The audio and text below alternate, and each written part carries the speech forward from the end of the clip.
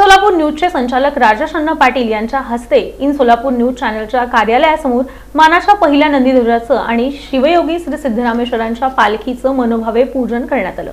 सोलापूरचं ग्रामदैवत शिवयोगी श्री सिद्धरामेश्वर महाराजांच्या यात्रा सोहळ्याला यंदाच्या वर्षी सोमवार दिनांक 12 जानेवारीपासून मंगलमय वातावरणात प्रारंभ झाला। मंगळवारी 13 जानेवारी रोजी यात्रेचा दुसरा दिवस होता, तो म्हणजे अक्षता सोहळ्याचा।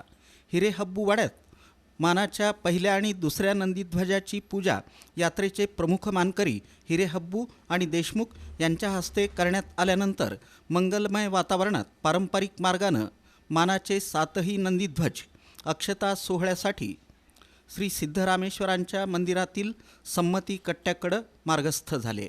दरम्यान इन सोलापूर न्यूज चॅनलचे संचालक राजेश अण्णा पाटील यांच्या हस्ते इन सोलापूर न्यूज चॅनलच्या कार्यालयासमोर मानाच्या पहिल्या नंदीध्वजाचं आणि शिवयोगी श्री सिद्धरामेश्वरांच्या पालखीचं मनोभावे पूजन करण्यात येऊन मानाच्या 7ही नंदीध्वजांचं दर्शन घेण्यात आलं। यावेळी मानाच्या पहिल्या नंदीध्वजाला इन सोलापूर न्यूज चॅनलचे संचालक राजेश अण्णा पाटील यांच्या हस्ते बाशिंग बांधण्यात आलं।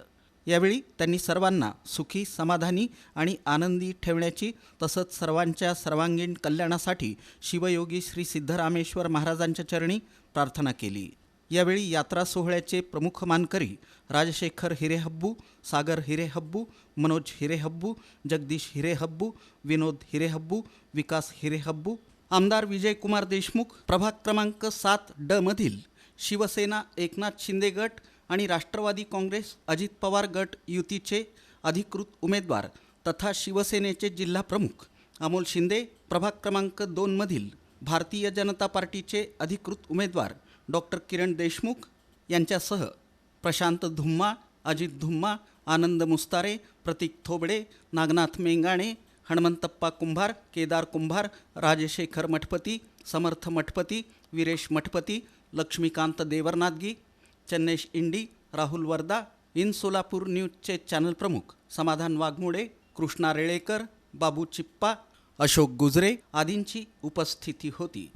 या प्रसंगी सर्व भक्तगणांनी मानाच्या 7ही नंदीध्वजांचं मनोभावे दर्शन घेतलं। यावेळी रस्त्याच्या दुतर्फा भक्तगणांची दर्शनासाठी मोठी गर्दी झाली होती।